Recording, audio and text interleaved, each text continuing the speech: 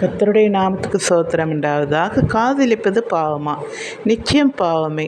ஒரு பெண்ணோ ஒரு ஆணோ காதலிக்கும் போது அந்த காதலியோடு இச்சையோடு பார்ப்பார்கள், கட்டிப்பிடிப்பார்கள், முத்தம் கொடுப்பார்கள், எல்லாம் நடக்கும். ஆனால் இது ரொம்ப பாவம் அல்லவா? அதாவது தவறான சிந்தனை உங்களுக்குள் வரும். அது பாவமே.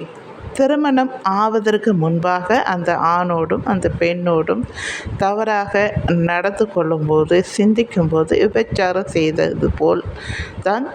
ஏனென்றால் பரிசுத்த வேத வசனத்திலே சொல்லப்பட்டிருக்கிறது, ஒரு பெண்ணை இச்சையோடு பார்க்கிற எவனும் அவளோடு விபச்சாரம் செய்தாயிற்று என்று சொல்லப்பட்டிருக்கிறது.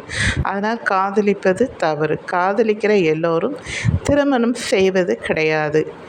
இடையில் பிரிந்து விடுகிறார்கள், விட்டு விலகி விடுகிறார்கள், ஏன் சிலர் இறந்து விடுகிறார்கள்.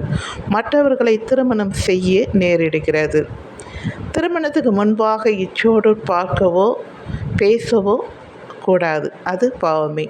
காதலிக்கிறவர்களுக்கு மாத்திரமல்ல, திருமணம் நிச்சயிக்கப்பட்டவர்களுக்கும் சேர்த்து தான் சொல்லுகிறேன். திருமணம் ஆன பிறகு மனைவியும் கணவனையும் காதலிப்பதே நல்லது, சிறந்தது.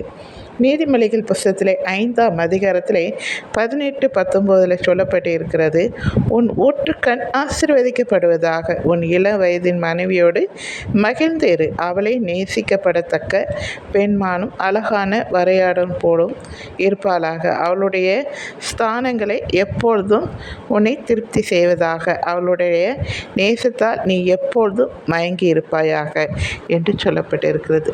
மனைவி ஆன பிறகு அவளை நேசிக்கணும், அவளை காதலிக்கணும், அவளோடு இசைந்திருக்கணும், மற்றவர்களை அல்ல என்று சொல்லப்பட்டிருக்கிறது. சரிங்களா? தேங்க்யூ.